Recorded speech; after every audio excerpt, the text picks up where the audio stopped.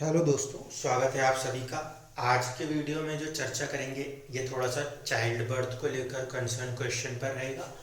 यहाँ पे एक चीज़ ये उठती है कि अगर कभी कोई चीज़ लॉस हो रही है तो वो कंसिस्टेंटली हो रही है या फिर टाइमिंग पे होती है। इसको इस तरीके से समझ लीजिए कि कई बार कुंडलियों के अंदर जो चीज़ें आपको दिखाई दे रही हैं वो एक सिचुएशन है, लेकिन उस पर्टिकुलर ड्यूरेशन में, जिस ड्यूरेशन में हम उस चीज़ को करने की कोशिश कर रहे हैं, उसका कितना प्रभाव रहेगा, ये मेजर कंसर्न क्वेश्चन होता है। तो आज के कुंडली एनालिसिस के अंदर इसी चीज़ को डिस्कस करेंगे कि कुछ चीज़ें पॉसिबिलिटीज़ में दिखाई देती हैं और कुछ चीज़ें उस पर्टिकुलर ड्यूरेशन के अंदर 100% हो जाया करती है। जैसे क्वेश्चन जो है वो चाइल्ड बर्थ को लेकर है, तो मेजर जो हाउस देखना है वो रहने वाला है हमारे लिए 5th हाउस। ठीक है, 5th हाउस को अगर हम टारगेट करते हैं तो सबसे पहली कंडीशन ये कि क्या लग्नेश उसे सपोर्ट करेगा या नहीं करेगा। ठीक है, अगर हम बात करें फर्स्ट हाउस का लॉर्ड है, फर्स्ट हाउस का लॉर्ड होकर इस 5th हाउस से, देखिए एक बात तो ध्यान रखिएगा, किसी भी कुंडली में फर्स्ट हाउस, 5th हाउस और 9th हाउस हमेशा फ्रेंडली होंगे ही होंगे, तो वहाँ पे कभी ग्रह ग्रह को जोड़ के देखने की जरूरत नहीं पड़ेगी। कंडीशन ये कि फर्स्ट हाउस लॉर्ड जो होता है, जिसे हम लग्नेश के तौर पर ट्रीट करते हैं, वो ग्रह कहीं ना कहीं उस पर्टिकुलर हाउस से या तो कनेक्ट होगा या उसे सपोर्ट कर रहा होगा। जैसे कि इस कुंडली में हो रहा है, फर्स्ट हाउस लॉर्ड 6th में गया, लेकिन अगर 5th हाउस के कनेक्शन में देखें तो एक घर आगे गया है, और कहीं ना कहीं एक जो कंसेप्ट होता है हमारा अर्गला और विरगला का, उसके लिहाज से देखें तो कहीं ना कहीं एक प्रभाव जो है वो देगा ही देगा हमारे 5th हाउस के ऊपर। ठीक है, तो इस कंडीशन में अगर हम बात करें तो चाइल्ड बर्थ की पॉसिबिलिटी बनती है, क्योंकि व्यक्ति उसकी तरफ आगे बढ़ पाएगा। दूसरा, 5th हाउस का खुद का स्वामी होकर मंगल जो है वो एक घर पीछे चला गया। ये थोड़ा सा चुनौतीपूर्ण स्थिति कही जाएगी कि उस भाव का स्वामी अपने से 12वें हो गया है, जो कि उसे थोड़ा चैलेंज देगा। सर्वाइवल के लिए हाउस के लॉर्ड की एक बहुत इम्पॉर्टेंट भूमिका होती है। उस मामले में मैं कहूँ कि मंगल एक घर पीछे जाके उसे थोड़ा सा कमजोर कर रहा है। दिशा बल जिसे हम कहते हैं, डायरेक्शनल स्ट्रेंथ, ये मंगल उस डायरेक्शनल स्ट्रेंथ में शून्य हो रहा है। ठीक है, अब यहाँ पे दूसरे पॉइंट को भी ध्यान रखिएगा, जब कभी कोई सा भी ग्रह केंद्र में एंटर होता है ना, तो फिर उसको एक केंद्र का बल प्राप्त होता है। केंद्र के बल के लिहाज से अगर मैं बात करूं और राशि के हिसाब से बात करूं, तो मंगल अपने मित्र के घर में और केंद्र में होकर बली है, लेकिन दिशा बल थोड़ा सा उसका कमजोर पड़ रहा है। ऐसे स्थिति में अगर हम देखने की कोशिश करें तो ये बात थोड़ी सी तय है कि संतान होती भी है तो उसको प्रोटेक्ट करने में वो प्लैनेट कुछ हद तक वीक रिजल्ट्स कर सकता है। हाउस के ऊपर बात करें, हाउस के ऊपर इस कुंडली के हिसाब से इम्पैक्ट्स अगर देखने को मिलेगा तो एक इम्पैक्ट रहने वाला है केंद्रीय प्रभाव से। तो केंद्रीय प्रभाव किस किस ग्रहों का है इसके ऊपर देखिए, यहाँ से जब हम केंद्रीय प्रभाव देखेंगे तो एक तो ये होता है 8वें का, एक होता है 11वें का, और एक होता है हमारे 2nd हाउस का। ठीक है, तो इसके ऊपर प्रभाव है सूर्य का, जो कि किस्मत के स्वामी है, पॉजिटिव है। बुध का प्रभाव इस पर रहेगा, जो कि थोड़ा सा इसके लिए संघर्ष की स्थिति दिखाएगा, क्योंकि 1 नंबर राशि है, मंगल की राशि है, और बुध वहां पर उसको अपना मित्र नहीं मानता। ठीक है, दूसरी चीज चंद्रमा का प्रभाव रहेगा। 7वां भाव तो इससे खाली है, लेकिन 10वें में चंद्रमा है। चंद्रमा स्वयं में अष्टम के स्वामी है, अष्टमेश है, वैसे सुख के भी स्वामी कहे जाएंगे।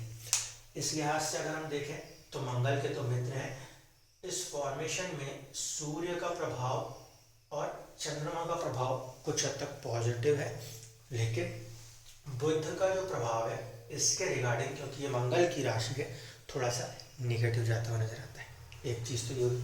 दूसरा फैक्टर समझिएगा कि दशा के अंदर जब हम जाएंगे तो गुरु की महादशा, फिर हमारी बुध की अंतरदशा, ये दिखाई देती है। अब जन्म कुंडली के अंदर चंद्रमा से यदि हम देख रहे हैं तो पंचम में गुरु हैं और पंचमेश शुक्र को प्रभावित किए हुए हैं। इस लिहाज से कहीं ना कहीं ये पॉसिबिलिटी है चंद्र कुंडली से कि चाइल्ड बर्थ इसमें हो जाए। दूसरा एक फैक्टर और उठता है, वो क्या कि जब हम सप्तमांश बनाते हैं तो वहाँ पर हमें बुध का ही लगन देखने को मिलता है। इस लिहाज से ये पूरे चांसेस बनते हैं कि हाँ, बुध की दशाओं के अंदर संतान उत्पत्ति होनी चाहिए। लेकिन इस पंचम भाव को ये बुध सपोर्ट नहीं करता। ऐसी कंडीशन में चैलेंजेस आएंगे। दूसरी एक बात और बता दूं, पंचम भाव जो है उसका जो नक्षत्र आएगा, मिड पॉइंट आएगा, वो सूर्य के पास है और वो कहीं ना कहीं अष्टम में है। इसका मतलब विलंब से संतान सुख की प्राप्ति होगी। लेकिन सुख स्थान में बैठा है उससे तो सुख प्राप्त हो जाएगा। अब बात करते हैं गोचर के ऊपर। यहाँ की स्थिति को अगर हमने समझा तो हमें दो बातें समझ में आई। एक, चंद्रमा सूर्य का प्रभाव है लेकिन बुध का प्रभाव उसको थोड़ा सा रोकने की कोशिश करेगा। दूसरा है केतु, जो कि सेपरेटिस्ट एस्पेक्ट्स का प्लैनेट है, उसका इफेक्ट कहीं ना कहीं थोड़ा सा भंग करने की कोशिश करेगा। शनि का केंद्रीय प्रभाव भी कार्य करेगा, क्योंकि केंद्रीय प्रभाव नेचुरली काम करते हैं। तो शनि और केतु का केंद्रीय प्रभाव इस पर्टिकुलर हाउस के ऊपर एक चैलेंज क्रिएट करता है, जो कि डायरेक्टली दिखाई देगा।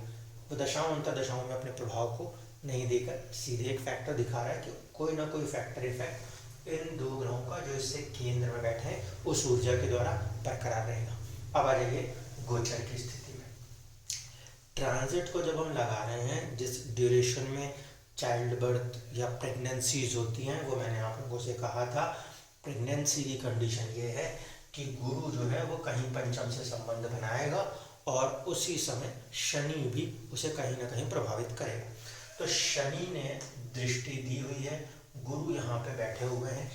ये प्रेगनेंसी का नेचुरल टाइम पीरियड है, ठीक है।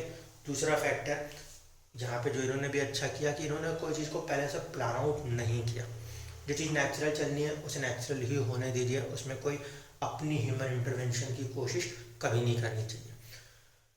प्रेगनेंसी के लिए ये ड्यूरेशन 5th हाउस में जुपिटर का आना, शनि का उसके ऊपर एस्पेक्ट, ये नेचुरल प्रोसेस है। वो एक नेचुरल प्रोसेस में चीज़ें बढ़ी।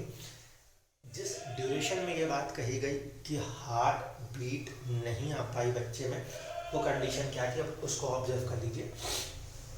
जिस स्थिति में हम इन बातों को कर रहे थे, उस ड्यूरेशन में इस 5th हाउस के ऊपर पूरे नेगेटिव प्लैनेट्स एक साथ इफेक्ट कर रहे हैं। देखिए कैसे। शनि का जो प्रभाव है वो कहीं ना कहीं मंगल की राशि के प्रति चुनौतीपूर्ण रहेगा, पहली कंडीशन। लेकिन फिर वही बात है, शनि और मंगल जब तक ना चाहेंगे तब तक रिजल्ट कन्वर्ट नहीं होगा। इसलिए शनि के दृष्टि प्रभाव को मैं साइड करके लेके चला, क्योंकि हमारे उस काम के लिए उसका एस्पेक्ट तो कंपलसरी है, इसलिए उसके एस्पेक्ट को नेगेटिव रीड नहीं कर सकते। अब कंडीशन क्या बचती है?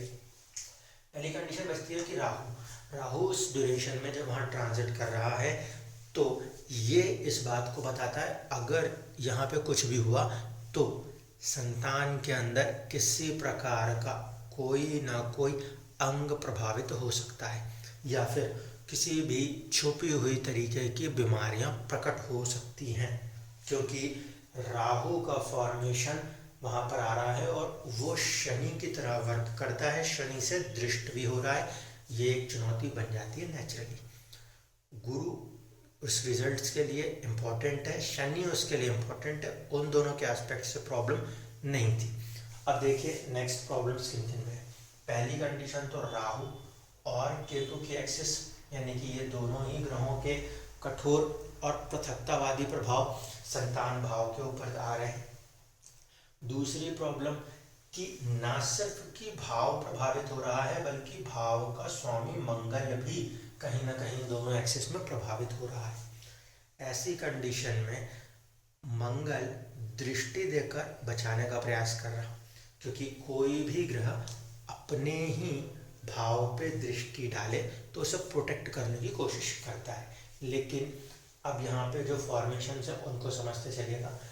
पहली कंडीशन, बुध के साथ में मंगल की मौजूदगी है, ठीक है।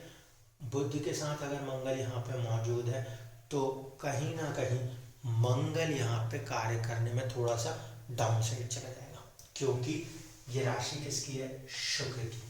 शुक्र से मंगल न्यूट्रल, बुध फ्रेंडली, तो बुध वहाँ पे एज लिए हुए है, पॉजिटिव वैल्यू लिए हुए है, एक चैलेंज वहाँ से मिलेगा। दूसरा फैक्टर अगर हम देखें तो वो है केतु और सूर्य। केतु और सूर्य, भले यहाँ पे सूर्य भाग्य भाव के स्वामी क्यों ना हो, लेकिन कहीं ना कहीं क्रूर ग्रहों में ही उनकी संज्ञा की जाएगी। और जब कोई क्रूर ग्रह भाव और भावेश को प्रभावित करता है तो उसके कोई ना कोई परिणाम जरूर देखने को मिलते हैं। इसीलिए यहाँ पे जो सूर्य का फॉर्मेशन है वो फॉर्मेशन भी एक काइंड ऑफ चैलेंज बनाएगा, ठीक है। देखिए, एक और चीज इसमें ऐड करूं तो उस ड्यूरेशन में यहाँ पर शुक्र की मौजूदगी है, लाभ का स्वामी कहीं ना कहीं भाग्य में और भाग्य का स्वामी लाभ में, और इनके बीच में परिवर्तन, ठीक है। सूर्य नीच राशि अवस्था में है, लेकिन ये शुक्र के कारण वो नीच भंग स्थिति बना लेगा। लेकिन कंडीशन यही है कि कहीं ना कहीं जो मंगल है जिसको इस हाउस को प्रोटेक्ट करना है वो प्रभावित से हो गया।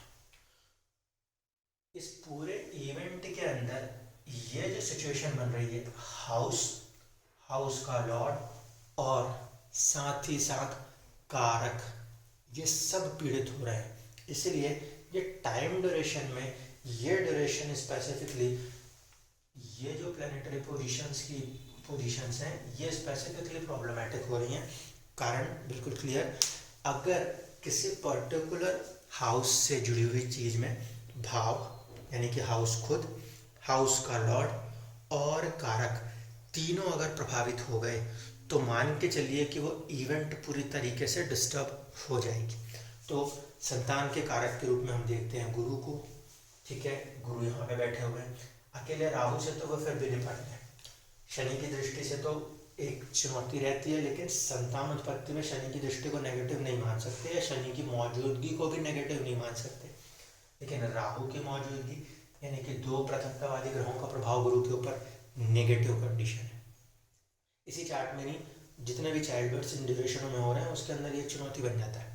दूसरा फैक्टर हुआ फिफ्थ हाउस का लॉर्ड भी इन्हीं एक्सिस में आया, और फिर कहीं ना कहीं देखिए त्रिकोणीय प्रभाव शनि का इस पे भी काम करेगा। अगेन ये थोड़ा सा चैलेंजिंग हो गया।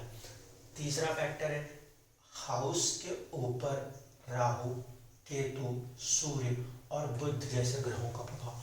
अब ये बुध जो है दोस्तों, ये केतु के साथ मिला तो या तो केतु बन जाएगा, ये सूर्य के साथ मिला तो ये सूर्य बन जाएगा। ऐसी स्थिति में बुध की जो एक न्यूट्रलिटी नहीं मेंटेन करने की आदत है, उसकी वजह से वो एक अलग चैलेंज क्रिएट हो गया। कहीं ना कहीं आप ये समझ सकते हो कि बेचारा अकेला मंगल जो है वो सरवाइव कराने की कोशिश कर रहा है, जुपिटर अपने आप में स्ट्रगल कर रहा है। उसके अलावा इसमें जितने भी ग्रह हैं वो या तो पृथकतावादी ग्रहों के प्रभाव के साथ कार्य करते नजर आते हैं। सूर्य भी जब राहु केतु एक्सिस में होता है तो अपने रिजल्ट्स को देने में कमजोर हो जाया करता है, क्योंकि छाया उसके ऊपर पड़ने लगती है तो उसका तेज, उसकी रोशनी को बाकी जगहों पे वो प्रभावित कर लेता है। तो कहीं ना कहीं ये चीज़ें इस तरीके से होती हुई इस ड्यूरेशन में नजर आ रही थी। तो फैक्टर इफेक्ट क्या है? फैक्टर इफेक्ट है ट्रांजिट।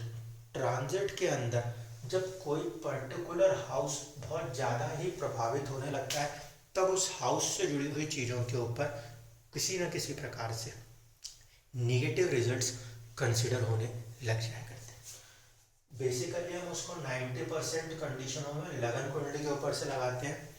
10% कंडीशंस ऐसी भी आती है दोस्तों जहाँ पे सिचुएशन चंद्र कुंडली से बन जाया करती है, ठीक है। तो इस चीज़ को ध्यान रखिएगा।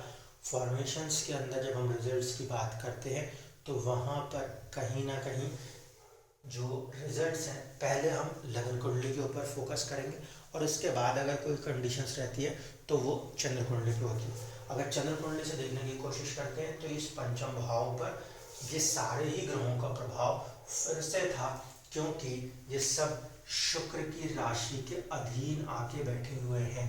इसीलिए यहाँ पे चंद्रमा से जो पंचमेश शुक्र नजर आ रहे हैं आपको, इसके ऊपर भी चंद्र कुंडली से उतना ही बराबर प्रभाव पृथकतावादी ग्रहों का चंद्रमा से पंचम के ऊपर भी कार्य कर रहा था। तो मुझे उम्मीद है कि अब चीज़ें थोड़ी सी समझ में आएंगी। फॉर्मेशंस हम पहले लगन से कनेक्ट करते हैं और साथ साथ इक्वली उसका चंद्र कुंडली के ऊपर या कभी कभी सूर्य कुंडली के ऊपर भी प्रभाव देख लिया करते हैं। धन्यवाद।